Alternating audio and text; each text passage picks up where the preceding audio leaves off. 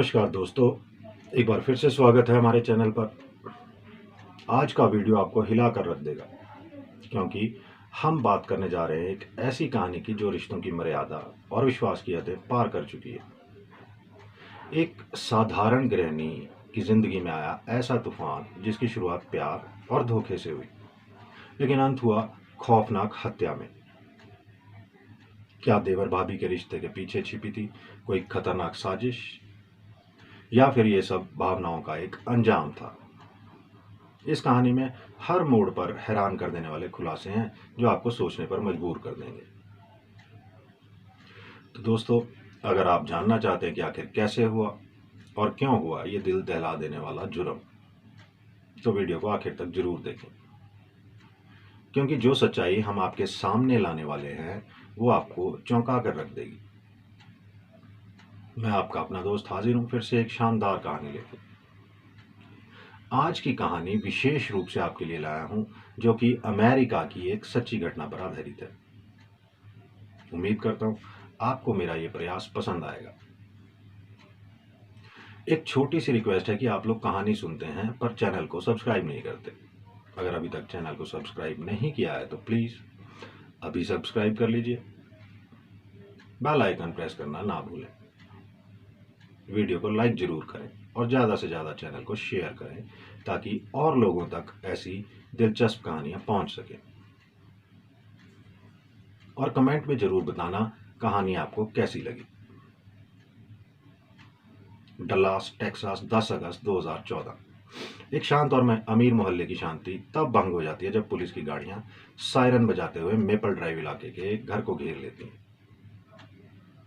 घर के अंदर उन्हें एक ऐसा दृश्य देखने को मिलता है जो वहां के शांत माहौल से बिल्कुल उल्टा होता है। जो एक साधारण मामला लग रहा था अब वो धोखे, विश्वासघात और आखिरकार हत्या की उलझी हुई कहानी में बदल चुका था।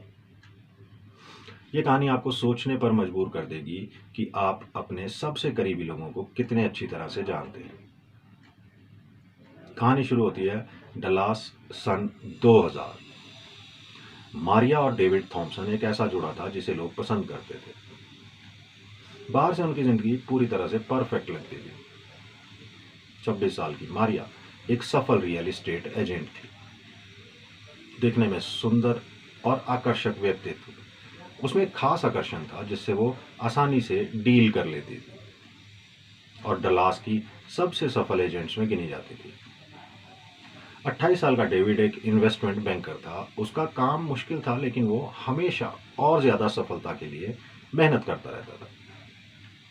दोनों एक बड़े और शानदार घर में रहते थे जहां उन्हें अपनी सफल जिंदगी के सभी आरामदायक साधन मिले हुए थे। उनके पास महंगी गाड़ियां थी, वो शानदार डिनर पार्टियां रखते थे और उन्हें जानने पहचाने वाले लोगों में उनकी बहुत इज्जत थी और लोग उन्हें एक आदर्श पति और पत्नी के रूप में देखते थे। डेविड का छोटा भाई एंड्रयू अक्सर उनके घर पर आता जाता रहता था। 24 साल का एंड्रयू एक महत्वाकांक्षी संगीतकार था जो वहां से दूर एक इलाके में रहता था, जिसकी जिंदगी डेविड की जिम्मेदार और गंभीर सोच से बिल्कुल अलग थी। एंड्रयू ऐसा व्यक्ति था जो किसी भी कमरे में आते ही खुशियों का माहौल बना देता था। वो डेविड की तरह जिम्मेदारियों से बंधा हुआ नहीं था, बल्कि अपने संगीत करियर को जुनून के साथ आगे बढ़ा रहा था। भले उसे ज्यादा सफलता नहीं मिली थी, फिर भी वो हमेशा आशावादी रहता और अपने सपनों के पीछे लगा रहता। एंड्रयू अक्सर डेविड और मारिया के साथ हफ्तों तक रहता था, खासकर जब वो अपने काम के सिलसिले में डलास आता था या उसे ठहरने की जगह की जरूरत होती।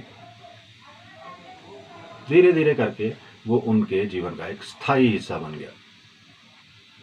शुरू में मारिया और एंड्रयू के बीच बस दोस्ती थी। वह दोनों देवर और भाभी संगीत, जीवन और भविष्य के बारे में बात करते थे, लेकिन समय के साथ उनकी बातें और ज्यादा व्यक्तिगत और गहरी हो गई। दोनों एक दूसरे के साथ अधिक समय बिताने लगे और अपने दिल की बातें एक दूसरे से साझा करने लगे। 2005 तक धीरे धीरे दोनों का एक दूसरे के लिए आकर्षण बढ़ता गया और दोनों साथ में अधिक समय बिताने लगे। जब डेविड काम पर था, मारिया और एंड्रयू के बीच का रिश्ता सिर्फ दोस्ती से बढ़कर एक गहरे और उत्साही संबंध में बदल गया। जिसकी उन्होंने उम्मीद नहीं की थी। उन्हें पता था कि वो गलत कर रहे हैं, लेकिन चोरी छिपे मिलने का रोमांच उन्हें रोक नहीं सका। वो गुप्त जगहों पर मिलने लगे जहां कोई उन्हें पहचान ना सके। कभी शहर के बाहर होटल में, तो कभी एंड्रयू की कार की पिछली सीट पर, जो किसी सुनसान जगह पर खड़ी होती थी। उन्होंने अपने रिश्ते को सभी से छुपा कर रखा, खासकर डेविड से। साल बीतने के साथ उनका रिश्ता और गहरा होता गया। मारिया और एंड्रयू एक दूसरे के बिना नहीं रह पा रहे थे। हर पल जिसमें वे अलग रहते थे वो टॉर्चर जैसा लगता था। पकड़े जाने का डर उनकी लव स्टोरी को और भी मजेदार और एक्साइटेड बना रहा था। 2007 में एंड्रयू ने मारिया पर दबाव डालना शुरू किया कि वो डेविड को छोड़ दे। वो चोरी छिपे रहने से थक चुका था और खुलेआम मारिया के साथ नया जीवन शुरू करना चाहता था। लेकिन मारिया दुविधा में थी। उसे एंड्रयू से गहरी मोहब्बत थी, लेकिन डेविड के साथ उसके जीवन की स्थिरता, समाज में ऊंचा रुतबा और ऐशो आराम छोड़ना भी मुश्किल लग रहा था। 2012 तक उनके गुप्त रिश्ते में दरारें दिखने लगी। अब रिश्ता पहले जैसा रोमांचक नहीं रहा और उनकी स्थिति की सच्चाई सामने आने लगी। मारिया धीरे धीरे दूर होती जा रही थी और एंड्रयू असंतुष्ट हो गया था। वो नहीं समझ पाता कि मारिया डेविड को क्यों नहीं छोड़ रही थी। इसके चलते उनके बीच में झगड़े बढ़ने लगे और उनके रिश्ते में संदेह और निराशा का माहौल बन गया। मई 2014 में डेविड ने, जो हमेशा एंड्रयू के बार बार आने की आदतों पर संदेह करता था, एक कदम उठाया। डेविड ने देखा कि मारिया के व्यवहार में छोटे छोटे बदलाव आ रहे हैं। जैसे वो अपने फोन पर मुस्कुराती थी, देर रात तक काम की मीटिंग्स में रहती थी और फुसफुसा कर फोन पर बात करती थी। डेविड ने एक निजी जासूस को हायर किया ताकि असली सच पता चल सके। कुछ हफ्तों तक जासूस ने मारिया का पीछा किया और उसकी हर हरकत को दर्ज किया। 10 जून 2014 को जासूस ने डेविड को एक फोल्डर दिया जिसमें तस्वीरें और टेक्स्ट मैसेज थे, जो उसकी सबसे बड़ी आशंका को सही साबित करते थे। प्रमाण साफ था, मारिया एंड्रयू के साथ अफेयर कर रही थी। यह विश्वासघात डेविड को गहरा दुखी कर गया, लेकिन उसने गुस्सा बिल्कुल भी नहीं दिखाया। उसने शांति से जासूस का धन्यवाद किया और अपनी अगली योजना बनाने लगा। 15 जून 2014 को डेविड ने मारिया को इस बारे में बात करने का फैसला किया। वो एक सुहानी शाम थी और मारिया अभी अभी अपने एक बैठक से घर लौटी थी। उसे देखकर अचंभा हुआ कि डेविड लिविंग रूम में उसका इंतजार कर रहा था और उसके सामने सबूतों का फोल्डर टेबल पर रखा था। डेविड का चेहरा शांत था, लेकिन उसकी आंखों में एक गुस्सा था जो मारिया ने पहले कभी नहीं देखा था। बिना आवाज ऊंची किए डेविड ने उसे बैठने को कहा। फिर उसने एक एक करके फोटोग्राफ्स दिखाने शुरू किए। जैसे जैसे मारिया ने महसूस किया कि उसे पकड़ लिया गया है, उसका चेहरा सफेद पड़ गया। उसने पहले इनकार किया, दावा किया कि ये फोटोज फर्जी हैं, लेकिन सबूत बहुत ज्यादा थे। फिर डेविड ने टेक्स्ट मैसेज के प्रिंट आउट्स निकाले। हर एक मैसेज और भी गंभीर था। मारिया टूट गई, माफी मांगने लगी और कहने लगी कि ये अफेयर कुछ नहीं था और वो भी अब भी डेविड को प्यार करती है। लेकिन डेविड को उसकी माफी में कोई दिलचस्पी नहीं थी। उसका विश्वास टूट चुका था और उसे सुधारना अब संभव नहीं था। कई घंटे की तनावपूर्ण बातचीत के बाद डेविड ने उठकर मारिया को एक आखिरी बार देखा और कमरे से बाहर चला गया। उसने अपनी आवाज नहीं उठाई, नहीं रोया, लेकिन मारिया को उसकी आंखों में ऐसा कुछ नजर आया जिससे उसे पता चल गया कि अंदर कुछ बदल चुका था। अगले कुछ दिनों में डेविड का दिमाग बदला लेने की सोच से भरा हुआ था। वो गुस्से और धोखे से पूरी तरह से घिरा हुआ था, लेकिन वो जल्दबाजी में कुछ नहीं करना चाहता था। डेविड ने सोचा कि अगर उसे कुछ करना है तो उसे सावधान और योजनाबद्ध तरीके से रहना होगा। उसने परफेक्ट क्राइम करने के तरीके पर रिसर्च करना शुरू किया। इंटरनेट पर हत्या और धोखाधड़ी के केस देखे, आर्टिकल्स पढ़े, वीडियो देखे और अपराध मनोविज्ञान पर किताबें डाउनलोड की। 20 जून 2014 तक डेविड ने एक योजना बनाई। केवल मारिया को मारना ही काफी नहीं था, वो चाहता था कि एंड्रयू भी दुख उठाए। डेविड ने तय किया कि वो मारिया की हत्या करेगा, एंड्रयू को इसके लिए फंसाएगा। उसे विश्वास था कि अगर उसने हर छोटे से छोटे विवरण को योजना में शामिल किया तो वे बिना पकड़े इसे अंजाम दे सकता। डेविड की योजना बनाने के तरीके ने सुनिश्चित किया कि योजना के हर पहलू पर सावधानी से विचार किया जाए। उसने एंड्रयू को फंसाने के लिए सबूत जुटाने शुरू किए, मतलब ऐसे सबूत जिससे एंड्रयू को फंसाया जा सके। उसके सामान को मारिया के कमरे में रख दिया ताकि ऐसा लगे कि एंड्रयू क्राइम सीन पर मौजूद था। डेविड ने मारिया और एंड्रयू के मैसेज पर हुई बातचीत में भी फेरबदल किया, जिससे ऐसा लगे कि उनके बीच गर्मा गर्म बहस हुई थी। उसे पता था कि जब पुलिस को जांच पड़ताल में ये मैसेज मारिया के फोन पर दिखाई देंगे और वो इसे पाएगी तो एंड्रयू पर शक होगा। 1 जुलाई 2014 तक डेविड के पास सब कुछ था, अब केवल सही समय का इंतजार था। डेविड ने शांत और सामान्य तरीके से अपनी दिनचर्या जारी रखी, लेकिन अंदर ही अंदर वो गुस्से से भरा हुआ था और उस दिन का इंतजार कर रहा था जब वो आखिरकार अपनी योजना को अंजाम दे सके। 1 अगस्त 2014 तक डेविड का दिमाग कई दिनों से दौड़ रहा था। अपनी पत्नी और भाई के हाथों ठगे जाने से डेविड का गुस्सा और धोखा अब एक योजनाबद्ध दृढ़ संकल्प में बदल गया था। उसने तय किया कि मारिया की जिंदगी खत्म होनी चाहिए और एंड्रयू पर मारिया के कत्ल का इल्जाम लगाना चाहिए। यह आवेश में आकर एकदम से लिया गया निर्णय नहीं था, बल्कि एक ठंडे दिमाग से और पूरे धैर्य से बनाई गई योजना थी, जो तब से बन रही थी जब उसने उनके अफेयर के बारे में पता लगाया था। डेविड जानता था कि उसे बहुत सावधान रहना होगा, हर विवरण को परफेक्ट होना चाहिए, कोई गलती नहीं होनी चाहिए जो डेविड को उस हत्या से जोड़ सके। उसका पहला कदम सबूतों के साथ हेरफेर करना था ताकि ऐसा लगे कि अपराध एंड्रयू ने किया है। डेविड ने ऐसे सामान इकट्ठा करने की से शुरुआत की जिससे एंड्रयू का अपराध स्थल पर होना साबित हो सके। इसमें एंड्रयू के डीएनए के कुछ निशान भी शामिल थे, जिन्हें डेविड ने सावधानी से घर के विभिन्न वस्तुओं पर रखा। अगले कुछ दिनों तक उसने इस बात पर ध्यान दिया कि कोई भी सबूत न बचे जो एंड्रयू को इस अपराध से जोड़ सके। उसने उन सतहों को साफ किया जिन्हें वो छूने वाला था, और वो इस बात का ध्यान रख रहा था कि अपराध में इस्तेमाल की जाने वाली किसी भी वस्तु से अपने फिंगरप्रिंट हटा दिए जाए।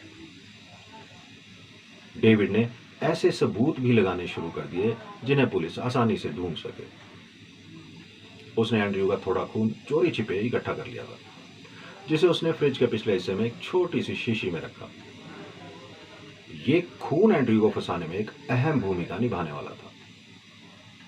डेविड जानता था कि जब पुलिस इसे देखेगी तो उन्हें तुरंत विश्वास हो जाएगा कि एंड्रयू ही हत्यारा है।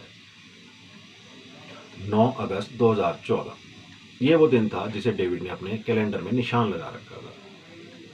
उसने अपनी योजना को बार बार दिमाग में दोहराया ताकि कोई भी चीज किस्मत पर ना छोड़ी जाए।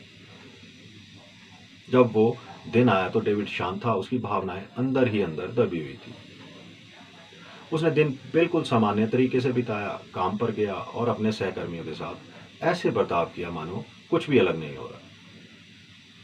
लेकिन अंदर से वो जानता था कि अगली सुबह जब सूरज उगेगा उसकी जिंदगी हमेशा के लिए बदल जाएगी।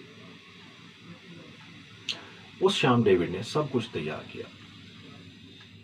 उसने किचन को वो जगह चुना जहां वो मारिया का सामना करेगा। ये एक ऐसी जगह थी जिसे आसानी से साफ किया जा सकता था, और मारिया यहां सबसे ज्यादा आरामदायक महसूस करती थी। डेविड ने 2 गिलास वाइन के तैयार किए, एक अपने लिए और एक मारिया के लिए। मारिया के लिए रखी गई वाइन में उसने एक ताकतवर नींद की दवा मिला दी थी, जिसे उसने कुछ हफ्ते पहले ये बहाना बनाकर लिया था कि उसे नींद आने में दिक्कत हो रही है। डेविड लिविंग रूम में बैठकर टीवी देखने का नाटक करता रहा जब तक कि उसे मारिया की कार की आवाज सुनाई नहीं दी। रात के 10 बजे थे जब मारिया घर में दाखिल हुई। वो थकी हुई लग रही थी, लेकिन उसके चेहरे पर हल्की सी मुस्कान थी जो डेविड को देखकर तुरंत गायब हो गई।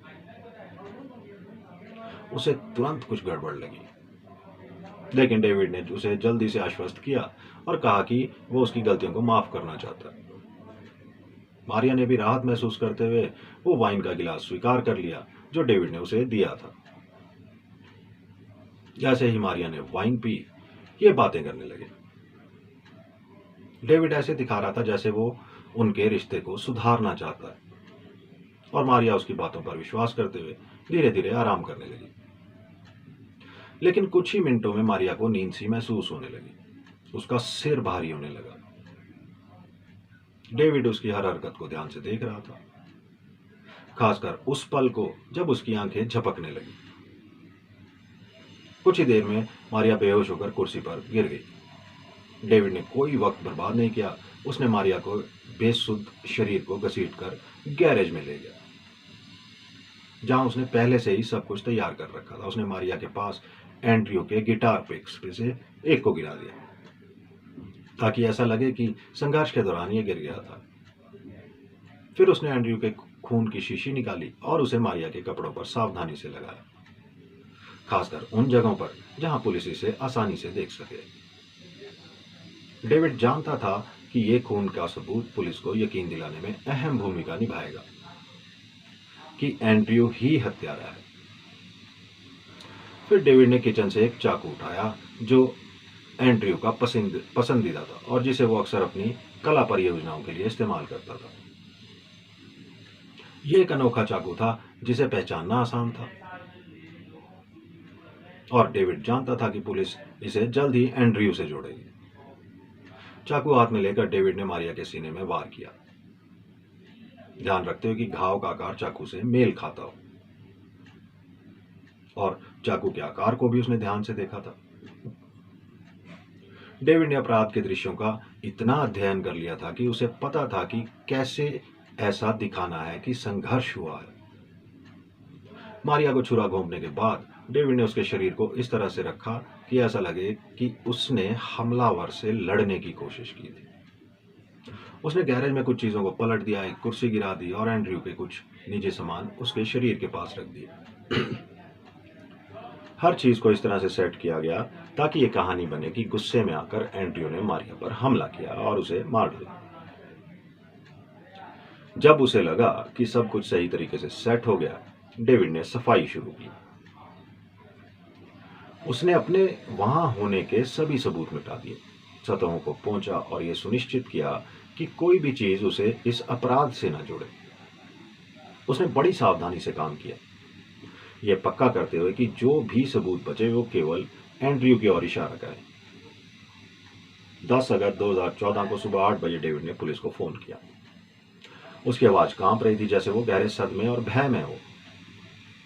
जब उसने पुलिस को बताया कि उसने अपनी पत्नी को गैरेज में मृत पाया है, और पुलिस कुछ ही मिनटों में पहुंच गई, वहां का माहौल तुरंत हलचल से भर गया। जैसे ही अधिकारियों ने इलाके को घेरा और जांच शुरू की, डेविड ने दुखी पति का किरदार बखूबी निभाया। उसने जासूसों के सवालों के जवाब दिए और यही कहानी दोहराई कि एंड्रयू ने मारिया की हत्या की होगी। पुलिस को जो सबूत मिले वे उसकी बात का समर्थन कर रहे थे। चाकू, गिटार पिक, खून के धब्बे, सब कुछ एंड्रयू की तरफ इशारा कर रहे थे। जासूसों ने जल्द ही एंड्रयू की गिरफ्तारी का वारंट जारी कर दिया, ये मानते हुए कि उन्होंने हत्यारे को पकड़ लिया। 11 अगस्त 2014 तक एंड्रयू को हिरासत में ले लिया गया। वो हैरान और उलझन में था जब पुलिस ने उसे बताया कि उस पर मारिया थॉम्पसन की हत्या का आरोप लगाया गया है। एंड्रयू ने अपनी बेगुनाही की गुहार लगाई, लेकिन उसके खिलाफ सबूत बहुत भारी थे। डेविड दूर से सब कुछ देख रहा था। उसका चेहरा भावहीन था, जबकि उसकी योजना ठीक वैसे ही चल रही थी जैसी उसने सोची थी। सुबह का माहौल तनावपूर्ण था जब पुलिस अधिकारी एंड्रयू के अपार्टमेंट पर पहुंचे। वो अभी अभी सोकर उठा था। जब दरवाजे पर दस्तक हुई तो एंड्रयू ने दरवाजा खोला। उसकी आंखों में अभी भी नींद झलक रही थी और उसे सामने पुलिस के गंभीर चेहरों का सामना करना पड़ा। उन्होंने उसे सूचित किया कि उसे मारिया थॉम्पसन की हत्या के आरोप में गिरफ्तार किया जा रहा है। एंड्रयू हैरान रह गया। उसे समझ में नहीं आ रहा था कि क्या हो रहा है। अधिकारियों ने उसे हथकड़ी पहनाई और पेट्रोलिंग कार में ले गए। इस बीच एंड्रयू का दिमाग दौड़ रहा था। वो स्थिति को समझने की कोशिश कर रहा था। पुलिस स्टेशन पर एंड्रयू को एक पूछताछ का कक्ष में ले जाया गया, जो कि एक सुनसान जगह। जो किसी को भी अपराधी महसूस कराने के लिए बनाई गई थी। जासूस उसके सामने बैठे, उनके चेहरे से कोई भाव नहीं झलक रहा था। उन्होंने एंड्रयू से मारिया के साथ उसके रिश्तों के बारे में पूछना शुरू किया और उस रात के बारे में सवाल किए जब मारिया की हत्या हुई थी। एंड्रयू ने सच्चाई से जवाब दिया, अफेयर को स्वीकार किया, लेकिन मारिया की हत्या में किसी भी तरह की भागीदारी से सख्ती से इनकार किया। उसने जोर देकर कहा कि वो मारिया से प्यार करता था और कभी उसे नुकसान नहीं पहुंचा सकता था। हालांकि जासूसों को उसकी बात पर यकीन नहीं हुआ। उसके खिलाफ सबूत इतने मजबूत थे कि उन्हें नजरअंदाज नहीं किया जा सकता था। उन्होंने एंड्रयू के सामने वो सभी बातें रखी जो उसके खिलाफ जा रही थी। चाकू, गिटार पिक, खून, सब कुछ उसकी ओर इशारा कर रहा था। जासूसों ने उसे वो टेक्स्ट मैसेज भी दिखाए जो मारिया और उसके बीच में हुए थे, जिनमें उनकी गुप्त मुलाकातों और साथ रहने की योजनाओं का जिक्र था। मैसेजेस ने कानून की नजर में हत्या के लिए एक कारण प्रदान किया। एंड्रयू टूट चुका था, उसे समझ आ रहा था कि यह सब कैसे हुआ, लेकिन वो जानता था कि वो निर्दोष है। हालात की सच्चाई ने उसे गहरे से प्रभावित किया। उसे फंसाया जा रहा था, लेकिन उसे समझ नहीं आ रहा था कि कैसे या क्यों। 15 अगस्त 2014 जैसे जैसे जांच आगे बढ़ी, जासूसों ने डेविड की कहानी में कुछ गड़बड़ियां देखनी शुरू की। उनका मानना था कि डेविड, जिसकी पत्नी को इतनी बेरहमी से कत्ल कर दिया हो, वो बहुत ही शांत था। उसकी शांति, जो पहले उसकी ताकत लग रही थी, अब वो संदिग्ध लगने लगी। जासूसों ने डेविड की गहराई से जांच करने का फैसला किया। उन्होंने आसपास लगे कैमरों की सुरक्षा फुटेज की समीक्षा की, ताकि उस रात उसके घर आने जाने की पुष्टि हो सके। जो उन्होंने देखा उससे वह चौंक गए। फुटेज में दिखा कि डेविड की कार रात के दौरान कई बार घर से बाहर गई थी, जबकि डेविड ने दावा किया था कि वो पूरी रात घर पर था। यह एक महत्वपूर्ण सुराग था, क्योंकि इससे डेविड की कहानी पर सवाल उठने लगे। अब जासूसों के पास नए सवाल थे। डेविड घर से क्यों गया था, वो कहां गया था? इन सवालों का जवाब भी ढूंढना बहुत जरूरी था। इसके अलावा जासूसों ने यह भी देखा कि डेविड ने जांच में असाधारण रूप से सहयोग दिया था, जैसे वो मदद करना चाहता हो। उनके अनुभव में ऐसा व्यवहार किसी ऐसे व्यक्ति से उम्मीद नहीं की जाती जो इतनी बड़ी त्रासदी से गुजरा हो। इस व्यवहार ने उनकी शंका और बढ़ा दी कि डेविड को छिपा रहा है। 18 अगस्त 2014 सुरक्षा फुटेज से मिले नए सबूतों के साथ जासूसों ने डेविड के ऑफिस और घर की तलाशी के लिए वारंट प्राप्त किया। उनका मानना था कि डेविड किसी न किसी रूप में इस अपराध में शामिल हो सकता है, और यह पता लगाने के लिए तैयार थे कि कैसे। डेविड के ऑफिस की गहनता से तलाशी ली गई। जासूसों ने उसकी कंप्यूटर फाइलों और निजी सामान की जांच की, इस उम्मीद में कि कोई ऐसा सबूत मिल सके जो उसे हत्या से जोड़ सके। ज्यादा समय नहीं लगा जब उन्हें वो मिल गया जिसकी उन्हें तलाश थी। डेविड के कंप्यूटर पर उन्होंने कई इंटरनेट सर्च मिले जो एक डरावनी कहानी बयां कर रहे थे। उसने किसी को हत्या करने के लिए कैसे फंसाएं और संपूर्ण अपराध जैसे शब्द खोजे थे। ये सर्च मारिया की मौत से कुछ हफ्ते पहले किए गए थे। यह जांच का एक महत्वपूर्ण मोड़ था। सबूत ये दिखा रहे थे कि डेविड ने मारिया की हत्या की योजना बनाई थी और एंड्रयू को फंसाने के लिए पूरे सीन को सावधानीपूर्वक तैयार किया था। डेविड के घर की तलाशी में और भी चौंकाने वाले सबूत मिले।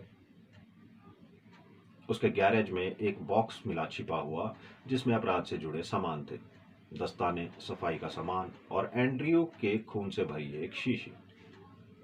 यह सब जासूसों की शंकाओं को पक्का करने के लिए काफी था। डेविड की सावधानी से बनाई गई योजना अब खुलने लगी थी और जासूसों को पूरी तस्वीर साफ दिखाई देने लगी थी। 20 अगस्त 2014 नए सबूतों के साथ जासूसों ने तेजी से कार्रवाई की। डेविड को उसके ऑफिस से गिरफ्तार कर लिया गया, जहां वो ऐसे काम कर रहा था मानो कुछ हुआ ही ना हो। उसे हिरासत में लिया गया और मारिया थॉम्पसन की हत्या और अपने भाई एंड्रयू को फंसाने के प्रयास का आरोप लगाया गया। उसकी गिरफ्तारी ने सभी को चौंका दिया जो उसे जानते थे। डेविड को हमेशा सफल बड़े भाई के रूप में देखा जाता था, जिसके पास सब कुछ कंट्रोल में था। लेकिन अब उसकी ये छवि टूट चुकी थी। डेविड को भी एक हिरासत कक्ष में रखा गया, जहां वो अपने मुकदमे का इंतजार कर रहा था। वहीं एंड्रयू को रिहा कर दिया गया। उस पर लगे सारे आरोप हटाए गए, लेकिन उसकी जिंदगी हमेशा के लिए बदल चुकी थी। इस घटना ने उस पर गहरा असर डाला। उसे यकीन नहीं हो रहा था कि उसका अपना भाई उसे हत्या के लिए फंसाने की कोशिश कर सकता। यह धोखा बहुत गहरा था और मारिया का खोना उसके दिल पर भारी था। अक्टूबर 2014, डेविड थॉम्सन का मुकदमा एक तमाशा बन गया। मीडिया ने हर घटनाक्रम पर नजर रखी और रिपोर्टर्स कोर्ट हाउस के बाहर डेरा जमाए रहे, ताकि अदालत में हर कोई नई जानकारी का बेसब्री से इंतजार कर रहा था। अभियोजन पक्ष ने डेविड के खिलाफ एक मजबूत मामला पेश किया, जिसमें हर सबूत को बहुत विस्तार से दिखाया गया। उन्होंने ज्यूरी को सुरक्षा फुटेज, लगाए गए सबूत और इंटरनेट सर्च दिखाए, जो डेविड की खतरनाक योजना को उजागर कर रहे थे। एंड्रयू ने गवाही दी और मारिया के साथ अपने संबंध और कैसे डेविड ने उसे फंसाया, इसके बारे में बताया। उसने अफेयर के लिए अपनी गलती मानी, लेकिन यह भी बताया कि उसे किस कदर झटका लगा जब उसने देखा कि उसका अपना भाई उसे इतनी निर्दयता से धोखा दे रहा था। अदालत में सन्नाटा था जब एंड्रयू ने मारिया की मौत की घटनाओं का वर्णन किया। उसकी आवाज भावनाओं से भारी थी। डेविड के वकील ने तर्क दिया कि उसे अफेयर के कारण पागलपन ने घेर लिया था और सारी घटनाएं उसकी अस्थायी मानसिक स्थिति का परिणाम थे। लेकिन ज्यूरी प्रभावित नहीं हुई। सबूत इतने भारी थे कि नजरअंदाज करना असंभव था, और अपराध की शांत और ठंडे दिमाग से बनाई गई योजना ने ज्यूरी को झकझोर दिया। 2 नवंबर 2014, 3 दिनों की चर्चा के बाद ज्यूरी ने डेविड को भी दोषी ठहराया। उसे बिना पैरोल की संभावना के आजीवन कारावास की सजा सुनाई गई। यह सजा एक ऐसे मामले का उपयुक्त अंत था जिसने पूरे समुदाय को झकझोर दिया था और एक परिवार को बर्बाद कर दिया था। एंड्रयू को जब अपनी जिंदगी के टुकड़ों को फिर से जोड़ना था, भले ही उसे किसी गलत काम से मुक्त कर दिया गया था, लेकिन अफेयर ने उससे सब कुछ छीन लिया था। उसकी प्रेमिका, उसका भाई और उसकी मानसिक शांति। थॉम्सन परिवार की कहानी एक चेतावनी बन गई, ये याद दिलाने के लिए कि चीजें कितनी जल्दी नियंत्रण से बाहर हो सकती हैं और कैसे छिपे हुए गहरे राज भी सबसे करीबी परिवारों को बर्बाद कर सकते हैं। सवाल अब भी बना हुआ है कि आखिर ऐसा क्या था जिसने डेविड को इतने चरम कदम उठाने पर मजबूर किया। क्या ये उस पत्नी का धोखा था जिससे उसने कभी प्यार किया था, या फिर एक ऐसी विकृत मानसिकता जो हर हाल में नियंत्रण चाहती थी? आपके क्या विचार हैं कमेंट बॉक्स में जरूर लिखें। आपको कहानी कैसी लगी जरूर कमेंट में बताइएगा। वीडियो को लाइक करके जाइए और चैनल को अभी तक सब्सक्राइब नहीं किया है तो प्लीज सब्सक्राइब कर लीजिए। जल्द हाजिर होता हूं एक और कहानी के साथ। तब तक आप अपना और अपनों का बहुत सा ध्यान रखें। खुश रहें। जिंदगी जिंदाबाद।